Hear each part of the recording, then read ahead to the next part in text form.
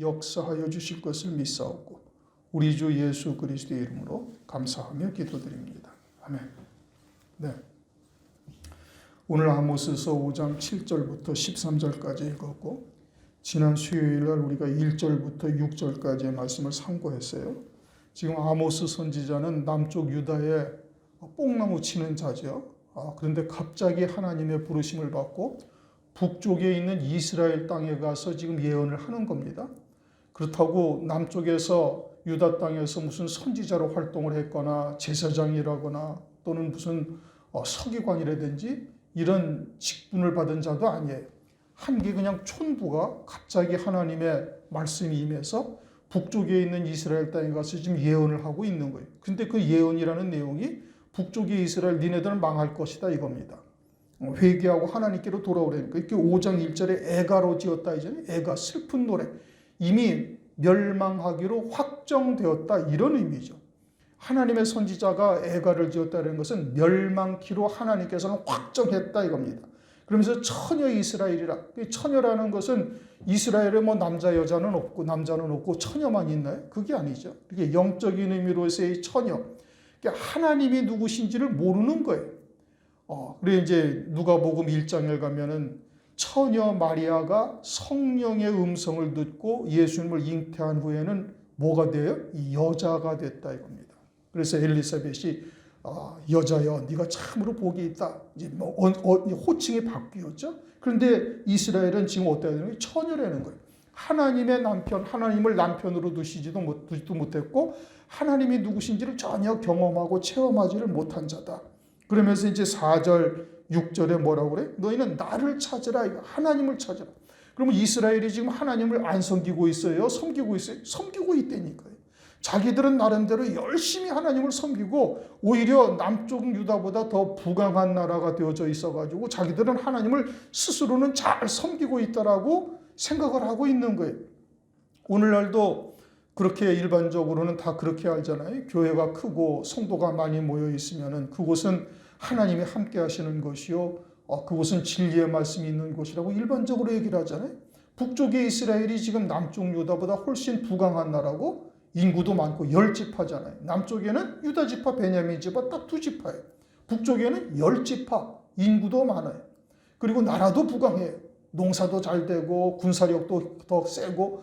그러니까 이스라엘은 뭐라고 생각하는가? 하나님은 우리와 함께 계시구나. 그리고서는 우리가 섬기는 하나님이 참 하나님이로구나. 우리의 제사와 모든 예배를 하나님이 연락하시는구나. 이렇게 생각을 하고 있단 말이에요. 그런데 하나님이 보시기에는 전혀 그렇지 않은 거예요. 어디로 갔어요? 베델을 가고 길갈로 가고 브엘세바로 갔다. 베델은 뭐 하는 곳이에요? 금송아지 만들어 놓고 섬기는 곳이잖아요.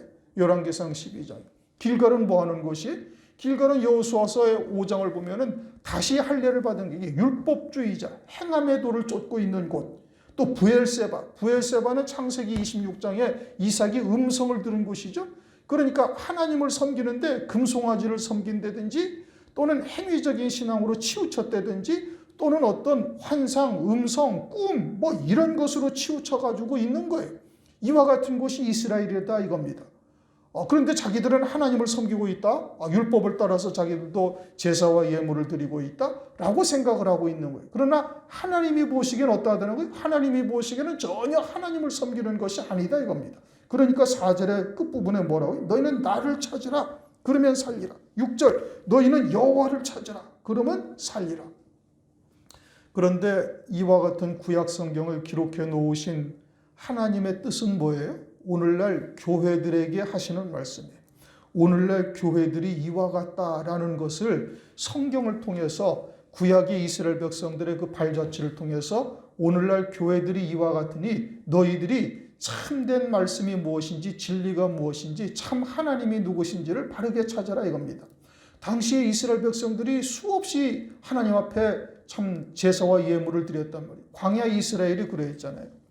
모세가 율법을 받고 광야 이스라엘 백성들이 율법 이후 38년 동안 하나님 앞에 제사 예물을 율법을 쫓아서 드렸어요. 그런데 사도행전 7장 42절을 보면은 뭐라고 말씀하시? 너희들이 한 번도 나한테 제사와 예물을 드린 적이 없다. 하나님은 한 번도 받으신 적이 없다는 거예요. 이스라엘 백성들은 수없이 제사와 예물을 드렸는데 하나님은 한 번도 나는 너희들 제사와 예물을 받으신 적이 없다. 다시 말하면 하나님이 받으실 만한 예배가 아니 되었다 이겁니다. 그러면 오늘날 교회는 어떠냐? 오늘날 교회는 예배만 드리면 하나님께서 다 받으신다라고 이야기를 하고 있는데 성경은 그렇게 말씀하고 있지 않다 이겁니다.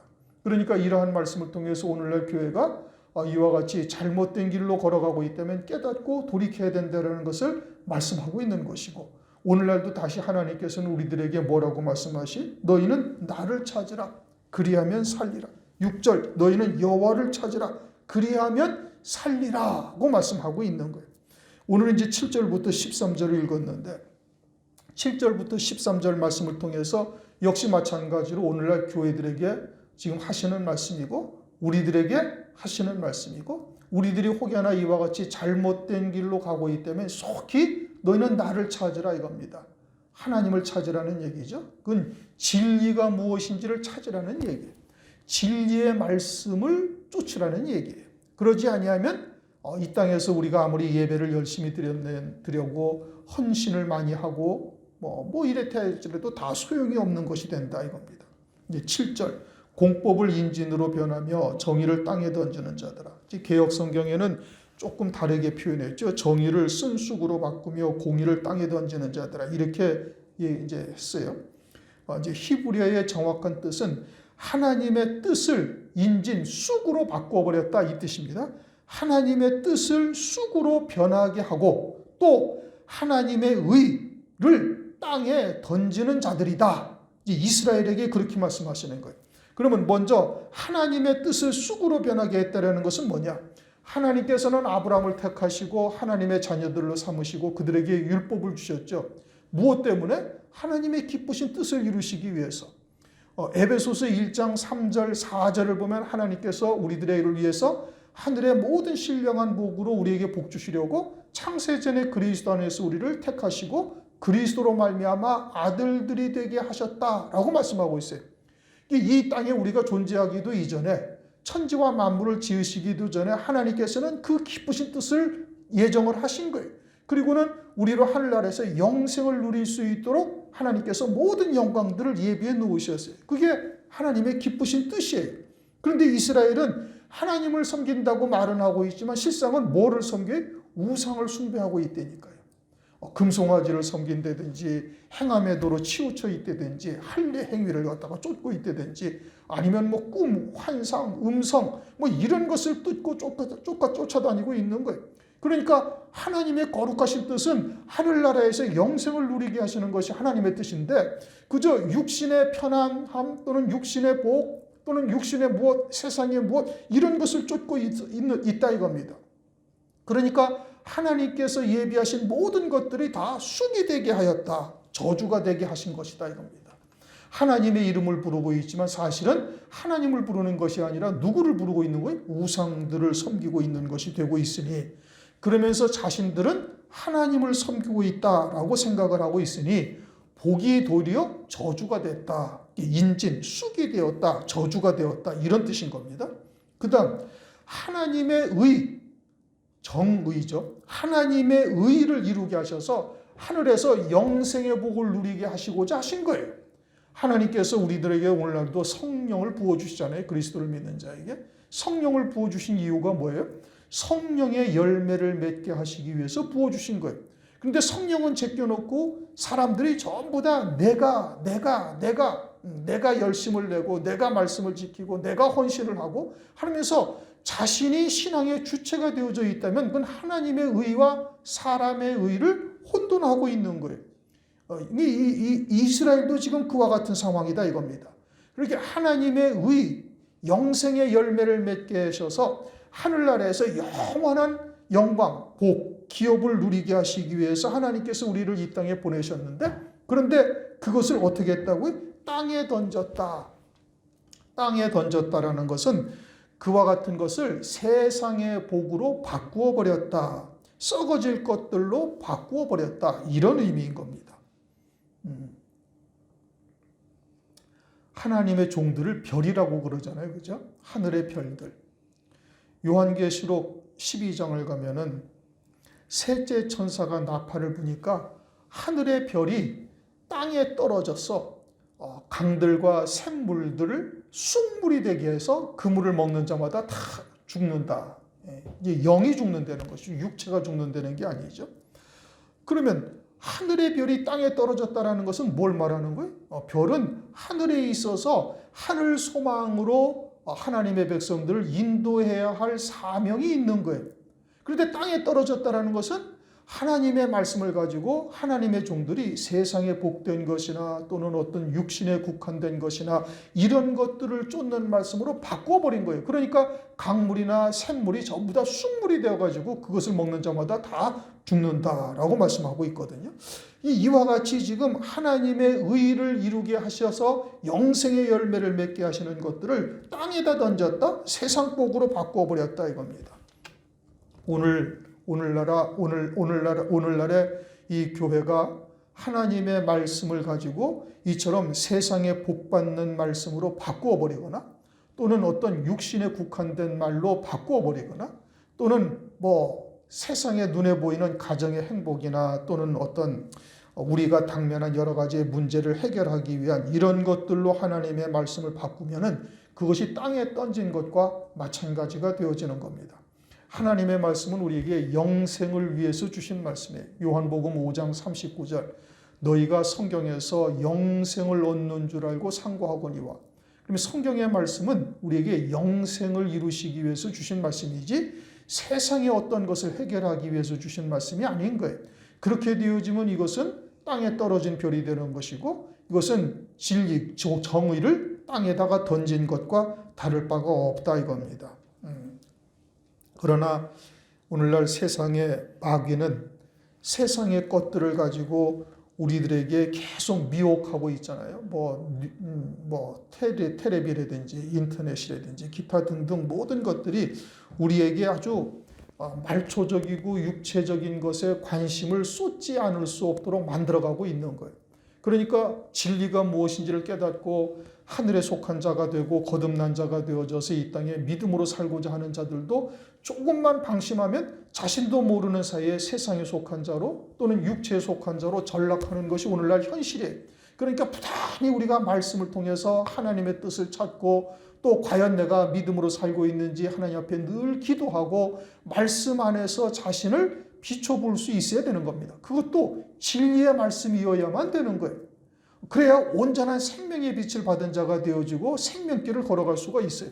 그런데 말씀 자체가 문자로는 하나님의 말씀이지만 이처럼 땅에 속한 것이라든지 꿈, 환상 또는 어떤 은사 또는 예언 이런 것을 쫓는 것으로 하나님의 말씀을 바꾸어 버리면은 그것은 참 빛이 무엇인지를 모르는 거예요. 진리가 무엇인지를 모르는 거예요. 생명길이 무엇인지를 깨닫지를 못하는 거예요. 이제 이와 같은 미혹의 역사가 오늘날 넘치고 있잖아요.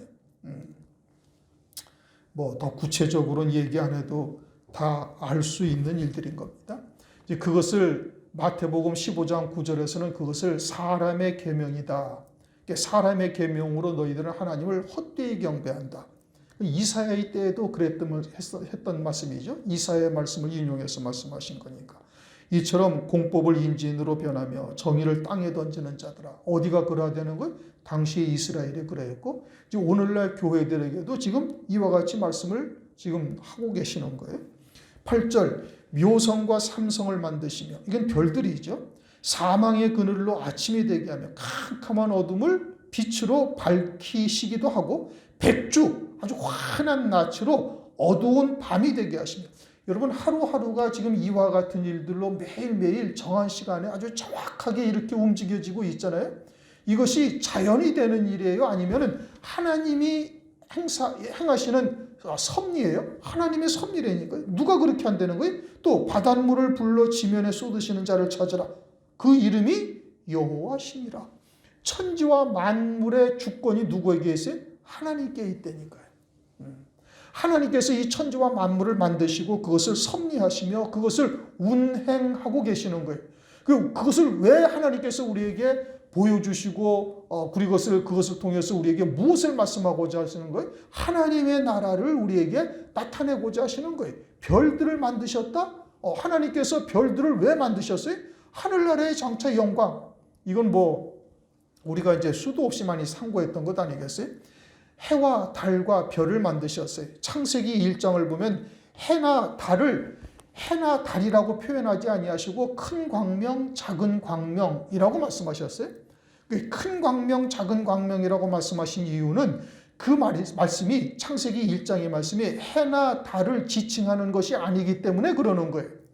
해나 달을 지칭하는 것이 아니다 이겁니다. 그리고 하늘 궁창에다가 그와 같은 것을 두셔서 우리로 하여금 해와 달과 별을 보게 하시잖아요. 그래서 백주로 어둠이 되게 하고 사망의 그늘을 빛으로 아침이 찾아오게 하고 이와 같이 천체를 운행하시는 하나님의 뜻은 어디에 있어요? 그것을 통해서 장차 하늘나라에 이러한 영광이 있다는 것을 우리에게 교훈하시는 겁니다. 그래서 고린도전서 15장 41절을 보면 해의 영광이 다르고 달의 영광이 다르며 별의 영광이 다른데 별과 별의 영광이 다르도다. 하나님께서 이 천지와 만물을 통해서 우리에게 구원의 뜻을 계시하고 있는 것이고 그와 같은 것을 통해서 하나님께서 우리로 하여금 하늘나라를 소망하며 영생의 열매 맺는 자 되게 하시기 위해서 이와 같은 것을 두신 거예요. 그 다음 바닷물을 불러 지면에 쏟으시는 자를 찾으라. 그렇게 말씀하시잖아요. 바닷물을 불러 지면에 쏟으시는 자. 이게 욥기서를 한번 보십시다. 그 앞에 쭉 욥기서를 보면은 이것을 설명하시는 말씀이 있어요. 시편 앞에 욥기서 36장.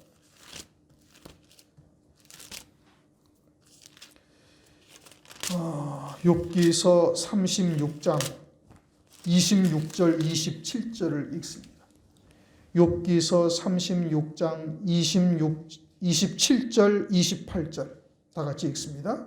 욥기 36장 27 그가 물을 가늘게 이끌어 올리신 즉 그것이 안개되어 비를 이루고 그것이 공중에서 내려 사람 위에 쏟아지느니라. 누가 이 일을 하신다고요? 하나님이 하신다니까요. 이것을 이제 학교에서는 대류현상이라고 이야기를 합니다. 대류현상. 바닷물을 수증기로 하나님께서 끌어올리셔가지고 그것을 이제 산맥이나 지상으로 구름이 지나가다가 비를 내려서 농사를 짓게 하시고 사람들을 살게 하시는 것이죠. 이 비가 내리지 않으면 사람들이 살 수가 없죠. 하나님께서 그와 같은 일을 하시는데 이것을 욥기서에 이렇게 기록을 해 놓으셨어요. 그런데 이와 같은 대류 현상을 인간이 발견하는 것이 언제냐면 불과 1세기 100년도 안 돼요. 과학적으로 그것을 찾아내서 물이 수증기가 되어져서 하늘로 올라가서 하늘에서 기압의 영향을 따라 흐르다가 이것이 적당한 곳에 이제 지면에 이제 그런 뭐 산맥이나 이런 것을 부딪혀 가지고 비가 되어져서 내려와서 다시 또 흘러서 강으로 갔다가 다시 또 바다로 갔다가 이렇게 돌게 하는 것이 이와 같은 과학적인 현상을 발견한 게 언제 발견하면 100년이 안 된다니까요. 그런데 하나님은 욥기서에 지금 뭐라고 말씀하셨어요? 욥기서가 언제 쓰여졌어요? 욥기서가 이게 지금 아브라함과 같은 족장 시대에 살던 사람이란 말씀이에요. 그렇게 지금부터 수천 년 전에 하나님께서 성경을 통해서 그걸 밝혀놓으신 거예요. 그런데 인간들은 그것을 불과 7, 80년 전에 이러한 현상을 갖다가 발견해가지고 과학적으로 그것을 갖다가 입증을 하고 이제 오늘날 학생들이 그와 같은 것을 교과서를 통해서 배우고 있는 실정이잖아요. 그런데 하나님이 어떻게 하셨다는 거예요? 바닷물을 이끌어 수증기로 하늘에 올리셔가지고 땅에 도로 내리셔서 사람들로 하여금 살게 하시는 분이다. 누가 그러시다는 거예요? 하나님이 그러하시다 이겁니다. 천지와 만물을 창조하시고 섭리하시고 운행하시는 분이 누구냐? 하나님이신 거예요. 그러니까 로마서 1장에 보면 하나님을 알만한 것들이 사람 속에도 있고 모든 지으신 만물에 하나님의 신성이 다 들어가 있다. 그렇게 모든 만물을 통해서 누구를 알 수가 있어야 되는 거예요? 하나님을 알 수가 있어야 되는 거예요. 그런데 과학이 하나님보다 훨씬 더 사람들에게 지금 머릿속에 남아있다는 말씀이에요. 과학적으로 논리적으로 그것이 이해가 되지 아니하고 설명이 되지 않으면 믿으려고 하지 않는 거예요. 하나님의 백성들이. 그러니까 그냥 상식이나 이성이나 이런 것을 쫓고 있는 것이죠. 그게 사람의 계명이죠. 그것을 쫓고 있는 것이면 이건 하나님을 믿는 믿음으로 사는 자가 절대 아니다 이겁니다. 하나님이 누구셔요? 하나님이 별들을 만드셔서 하늘 궁창에다 두시고 어둠에서 아침이 되게 하시고 백주를 다시 어둠이 되게 하시고 하나님께서 왜 아침이 되고 하루하루를 이렇게 살게 하시는 거예요? 하나님 나라에는 하루라는 것이 이렇게 저녁이 되고 아침이 되고 다시 또 저녁이 되고 아침이 되고 하는 하루 이틀 사흘이 있어요, 없어요? 없다니까요. 하나님 나라는 영원한 현재예요. 영원한 현재고 어둠이라는 것이 있을 수가 없다는 말씀이에요. 그런데 왜 우리들에게는 저녁이 되고 아침이 되어 이것은 첫째 날이고 또 저녁이 되고 아침이 되니 둘째 날이고 이것을 왜 하나님께서 두셨어요? 우리들에게 그와 같이 주의 재림의 때를 소망하는 자로 살게 하시기 위해서 그것을 두신 거예요. 해는 하나님을 해라고 말씀하죠. 시편 84편 11절. 여호와 하나님은 해요. 그러니까 우리가 해를 뜨는 것을 보고서 누구를 소망해야 되는 거예요? 재림을, 주님을 소망해야 되는 거예요. 그리스도인이 주의 재림을 소망하지 아니한다면 이것은 뭔가 잘못되어져 있는 거예요. 주의 재림을 소망하는 자가 되어야 되는 것이고, 한 해를 두신 것도 마찬가지예요. 우리가 새로운 세계를 다시 만날 때가 있음을 우리에게 깨닫게 하시는 거예요. 만약에 하루, 한 달, 1년 이것이 없다면 우리가 여기서 마냥 하루로 사는 거예요. 그러면 새하늘 새 땅이 우리에게 도래한다는 것, 우리가 육체를 장막을 벗고 영원한 세계에 또 다른 세계가 있다는 것을 알 수가 있어요, 없어요? 가늠하지를 못한다니까요. 그런데 하루를 두어서 어둠이 지나고 아침이 되어지니 또 새로운 날이 밝아지고, 그럼 우리에게도 이와 같이 새로운 날을 맞이할 때가 반드시 있다는 것을 깨우쳐 주시는 것이고, 한 해가 지나감으로써 완전히 우리가 새로운 세상에 들어갈 수 있는 날이 우리에게 소망이 되고 그 날이 있다는 것을 우리에게 알게 하시는 역사라니까요. 그것을 깨닫게 하시기 위해서 백주로부터 백주해를 어둠이 되게 하고 또 사망의 그늘을 아침이 되게 하고 이와 같은 일들을 행하시는 분이 누구냐? 하나님이시다. 그러니 이 천지와 모든 만물을 통해서 하나님께서는 우리로 하여금 하나님의 나라를 소망하게 하고 그 나라를 위해서 이 땅에서 살아갈 수 있도록 은혜를 베풀고 계시는 거예요. 그러니까 우리의 모든 삶의 초점을 어디에다 맞춰야 되는가? 하나님의 나라에다 맞춰야 된다 이겁니다. 그런데 세상의 것이나 또는 썩어질 육체의 것이나 이와 같은 것에 우리의 마음을 빼앗겨가지고 시간을 낭비하고 있는 것은 아닌가? 9절, 저가 강한 자에게 호련히 패망이 임하게 하신즉 그 패망이 산성에 미치느니라. 세상에 왕을 세우시는 분이 누구예요? 하나님이시라니까요. 자기가 지혜로워서 세워지는 것이 아니다 이겁니다. 다니엘서 4장 17절, 곧 인생으로 지극히 높으신 자가 인간 나라를 다스리시며 자기의 뜻대로 그것을 누구에게든지 주시며 또 지극히 천한 자로 그 위에 세우시는 줄을 알게 하려 함이니라. 다니엘서 4장을 보면 느부갓네살, 바벨론의 느부갓네살 왕이 등장을 하죠. 이 느부갓네살 왕이 교만함이 머리 꼭대기까지 찬 거예요. 그래서 내가 이 궁을 세웠고 내가 이 나라를 건설하였고 내 권능이 이 나라를 부강한 나라로 만들었다고 자만하게 되어지자 그 즉시로 딱 하나님께서 폐위시켜버려요. 그래서 들짐승처럼 7년 동안 풀을 먹고 풀의 이슬을 마시게 하다가 어느 날 하나님으로부터 지혜와 총명이 다시 들어서 이 세상 나라의 권세를 하나님께서 주시는 것이로구나 라는 것을 깨달은 후에 그 즉시 다시 왕위가 회복되어지는 역사가 다니엘서 4장에 기록되어져 있어요. 그러면서 이 느부갓네살 왕이 고백을 한 겁니다. 곧 인생으로 지극히 높으신 자가 인간 나라를 다스리시며 자기의 뜻대로 그것을 누구에게든지 주시며 또 지극히 천한 자로 그 위에 세우시는 줄을 알게 하려 함이니라. 그러니까 자기가 지혜롭고 자기가 어떤 권세가 있어서 권능이 있어서 이 바벨론이라는 나라를 세우고 부강한 나라를 만든 것이 아니라 하나님께서 행하셨구나라는 것을 깨닫는다 이겁니다. 그런데 교회가 크게 부흥하면 말은 하나님이 하셨다고 말은 하지만 실상은 자기의 이름을 드러내는 일들이 비일비재하죠. 교회가 하나님의 교회지 자기의 교회가 아니잖아요.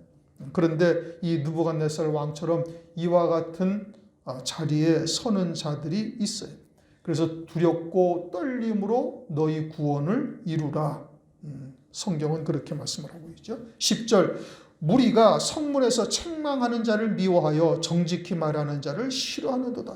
이게 무리는 이스라엘 백성들을 말하는 겁니다.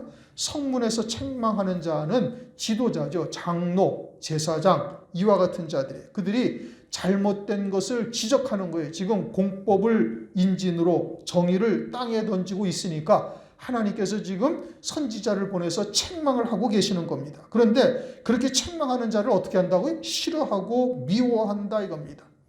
오늘날도 진리를 정확하게 전하면 사람들이 듣기 싫어하는 거예요.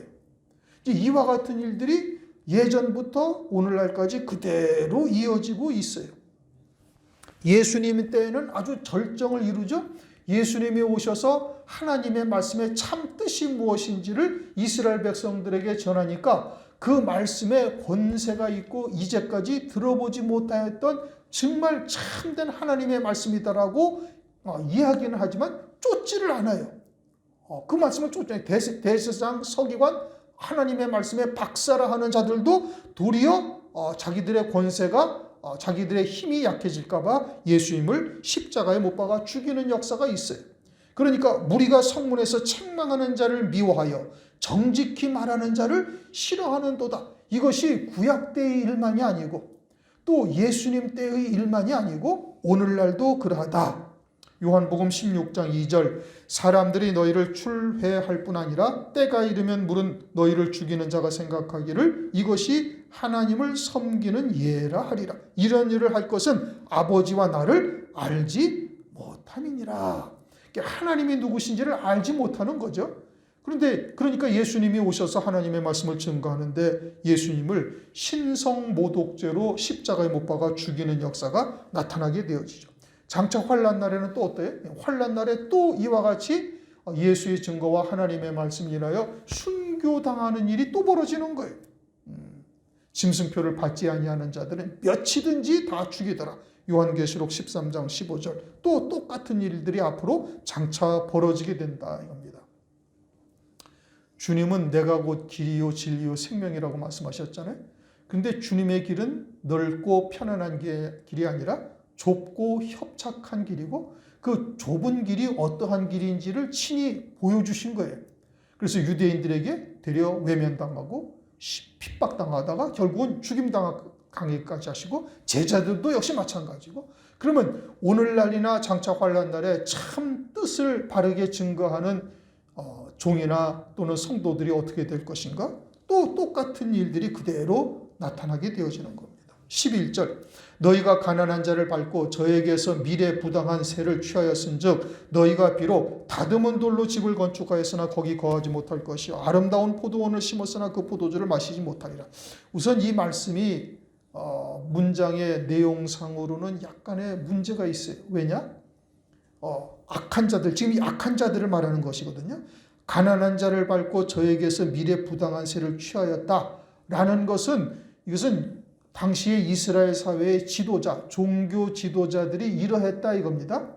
하나님의 진리의 말씀을 외면하고 그리고 그들에게 아주 부당한 헌금들을 갈취하고 그리고서는 아주 좋은 집을 짓고 사는 거예요. 성경에서 보면은 의인이 고난을 당하고 악한 자들이 형통함을 입고 있으니 이것을 하나님 앞에 하소연하는 선지자들이 계속 있지 않습니까? 시편도 그러고 에레미야도 그러하고 여러 선지자들이 이와 같은 문제를 갈등을 느끼면서 하나님께 막 하소연을 한 거예요. 어떻게 악한 자들은 죽을 때도 고통이 없고 저들의 손의 소득은 생각하는 것보다 지나며 그 소득의 그 분은 자식들에게까지 그대로 되어지니 도대체 의인은 고난을 당하고 악한 자들은 이 땅에서 승승장구하고 형통함이 어떠한 일이냐 어쩐 일이냐고 하나님께 묻는 일들이 성경에서 우리가 많이 보잖아요. 그리고 오늘날도 역시 마찬가지인 거예요. 그러니까 이 말씀은 지금 집에 건축하였으나 거기 거하지 못할 것이요 아름다운 포도원을 심었으나 그 포도주를 마시지 못하라. 이것은 하늘나라에서 아주 하나님의 공의로운 심판이 있으니 그들은 완전히 하늘나라에서 이제 음부나 사망이나 이와 같은 곳에 처해질 것을 말씀을 하고 있는 것이죠. 세상에서는 이와 같이 그들이 즉각 심판당하고 하나님으로부터 보응받는 것은 절대 아닙니다. 악한 자들은 악한 자들대로 하나님께서 의인들의 구원을 위해서 사용하시는 거예요. 쓰임받는 데까지 그들은 사용하시다가 멸하시는 것이죠. 하늘나라에서 이와 같이 영원한 멸망에 떨어진다. 그러니까 우리가 이와 같은 믿음을 하나님의 심판, 공의로운 심판에 대한 믿음을 갖고 있으니까 이 땅에서 억울할지라도 믿음으로 이겨나가는 것이고 그런 것을 부러워하지 아니하며 이 땅에서 믿음으로 살아갈 수가 있는 거예요. 그러니까 너희가 가난한 자를 밟고 저에게서 미래 부당한 세를 취하였다라는 것은 하나님의 자녀들이 이와 같이 공법을 또는 정의를 땅에 던진 자들을 말하고 있는 겁니다. 그리고는 오히려 강한 자들을 위해서 하나님의 말씀을 그들을 위해서 판결을 하고, 그들이 듣기 좋은 말을 하고, 그리고는 억울한 자들, 가난하고 어려운 자들을 외면한 이와 같은 일들을 행한 것을 말하고 있어요. 그래서 이사야서 56장 10절 이하에 이제 이러한 잘못된 종들에 대해서 말씀하고 있죠.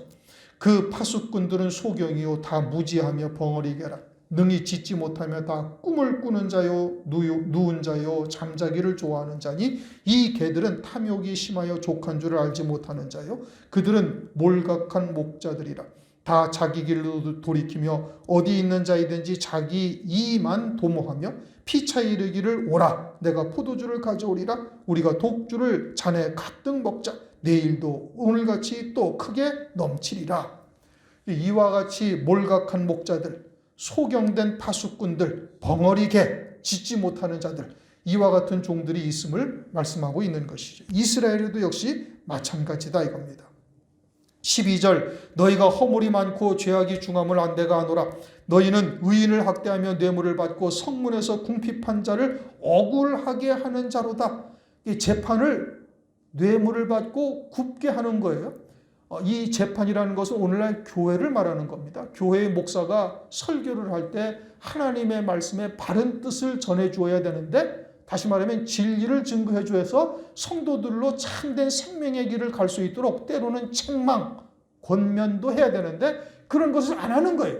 헌금 많이 하는 사람들이 시험에 들까 봐, 부자들이 시험에 들어서 교회를 떠나갈까 봐 그들을 위한 말, 그들이 듣기 좋은 말, 그리고서 가난하고 어렵고 힘든 자들이 교회를 와서 위로를 받아야 되잖아요. 왜요? 의인은 이 땅에서 핍박을 받고 의인은 이 땅에서 고난을 받으니까 그 고난의 길이 생명의 길이고 하늘나라에서 영광과 상급이 예비되어져 있다는 것을 하나님의 말씀을 통해서 다시 위로와 소망을 받고 이렇게 가야 될 터인데, 그런데 정반대로 사람의 계명으로 사람들이 듣기 원하는 말들만 전하고 있다 이겁니다. 그래서 의인들이 되레 교회 와가지고 실망을 하고 소망을 잃고 이와 같은 일들이 벌어진 거예요. 무엇을 위해서? 자기의 욕심을 위해서. 누가? 목자들이. 자기 이익을 위해서, 세상의 부귀영화를 위해서, 더 많은 사람들을 모으기 위해서 사람들이 듣기 좋아하는 말, 그래서 칭찬의 말만 합니다. 제가 어떤 세미나를 가니까 어떤 목사님, 부산에서 꽤 큰 교회를 하는 목사님이 그런 얘기를 해요. 여러분 설교를 하면서 책망하지 마세요. 그러면 성도들 떠납니다. 그러면 어떻게 합니까? 칭찬의 말, 복받는 말씀만 하세요. 그래갖고 교회를 크게 이루었죠. 그러나 그거는 하나님의 참종이 절대 아닙니다. 우리가 하나님이 누구신지를 잘 모르고 있는 거예요. 말씀이 뭔지를 잘 모르고 있는 거예요. 그냥 교회의 목적을, 설교의 목적을 교회의 부흥과 사람 많이 모으는 데다 두고 있기 때문에 그런 이야기를 하는 거예요. 교회는 하나님의 백성들을 성숙한 신앙으로 세워서 주님이 이 땅에 오실 때 신부가 되어 맞이할 수 있는 자로 세우는 것이 교회의 본질이에요. 그것을 벗어나면 절대 아니 되는 겁니다. 그런데 이와 같이 몰각한 목자들처럼 하나님의 진노를 쌓고 있는 것이죠. 욕심이 잉태한 즉 죄를 낳고 죄가 장성한 즉 사망을 낳느니라. 13절 그러므로 이런 때에 지혜자가 잠잠하나니 이는 악한 때임이라. 지혜자들아 잠잠하라 이렇게 말씀하셔요. 좀 이해가 잘 안 되죠. 악한 자들이 득세할 때 침묵한다는 겁니다. 왜냐? 그들은 화인 맞은 자들이에요. 더 이상 이야기해도 들을 귀가 없는 거예요. 아주 논리마처럼 단단해서 들으려고 하지도 아니하니까 아예 그들에게 말하지도 말라 이 뜻인 겁니다. 마태복음 12장 19절 그가 다투지도 아니하며 들레지도 아니하리니 아무도 길에서 그 소리를 듣지 못하리라. 주님이 오셔서 하나님의 말씀을 증거해도 유대인들이 외면하고 도리어 예수님을 대적하잖아요. 하나님의 이름으로 예수님을 대적하고 있단 말이에요. 그러면 주님이 막 천지를 개벽하는 이적을 막 베푸신다든지 땅을 막 갈라뜨리든지 대적하는 자를 그 자리에서 땅 속에 딱 묻어버리시든지 이러시면은 유대인들이 막 돌이킬 수가 있을 터인데 주님은 전혀 그렇게 하지 아니하시고 다투지도 아니하고 들리지도 아니하다 큰 소리로 이게 진리야 이놈들아 하고 막 유대인들을 책망하셨냐? 안 하신 거예요. 왜요? 이미 화인 맞은 자들이 되어져 있으니까, 이미 독사의 새끼요 마귀의 자식들이 되어져 있으니까 더 이상 얘기해도 소용이 없다, 이 뜻인 겁니다. 잠언서 9장 8절 거만한 자를 책망하지 말라. 그가 너를 미워할까 두려우니라. 지혜 있는 자를 책망하라. 그가 너를 사랑하리라. 우리가 하나님의 말씀을 증거해야 할 때, 또는 증거하지 않아야 할 때를 성령 안에서 분별할 수 있어야 된다, 이겁니다. 진리를 전해도 듣지 아니할 때는 발에 먼지까지도 떨어버리고 나오라. 성경은 마태복음 10장에 그렇게 말씀하시죠. 그러면 이제 문제는 환난 날이에요. 특히 이제 마지막 때죠. 말세지만 오늘날은 그럼 어떻게 해야 되는가? 오늘날은 증거해야 되는 겁니다. 왜요? 이제 누가 하나님의 택하신 자인지를 우리가 겉으로 봐서 알 수 없잖아요. 그러니까 진리의 말씀을 증거해서 택하신 자는 그 말씀을 듣는, 내 양은 내 음성을 들으며, 나는 양의 문이다 라고 말씀하시면서 내 양은 내 음성을 듣는다. 아버지께서 이끌지 아니하시면 아무라도 내게로 올 수 없느니라. 그렇게 마지막 때 하나님께서 예비된 자들은 듣게 하시고 깨닫게 하시고 말씀에 이끌림 받을 수 있도록 하나님께서 역사를 하시는 거예요. 환난 날에 두 증인이 외치잖아요. 저놈은 짐승이요 저 그리스도요, 짐승표를 받으면 멸망이고 주님은 이제 곧 7년 후에, 환난이 7년이니까 7년 후에 주님은 재림하신다, 외치잖아요. 두 증인이 이제 외치는 것처럼 오늘날 이 마지막 때는 이제 우리가 주의 말씀을 증거할 수 있어야 되는 겁니다. 그러니 너희는 나를 찾으라, 그리하면 살리라. 4절 또는 6절 하나님을 찾는 자들이 되어야 되는 것이고, 먼저 우리가 바르게 산 자가 되어야 되고, 그리고 산 자가 되었으면 이제 하나님의 백성들에게 복음과 진리의 말씀을 증거해서 이 말씀에 살릴 수 있는 자 되시기를 주님의 이름으로 축원합니다. 기도하겠습니다. 하나님 아버지 감사합니다. 오늘도 수요 예배를 통해서 아모스서의 말씀을 상고하며 말세에 우리들에게 주시는 하나님의 뜻이 무엇인지를 살펴볼 수 있도록 은총을 베풀어 주심을 감사를 드립니다.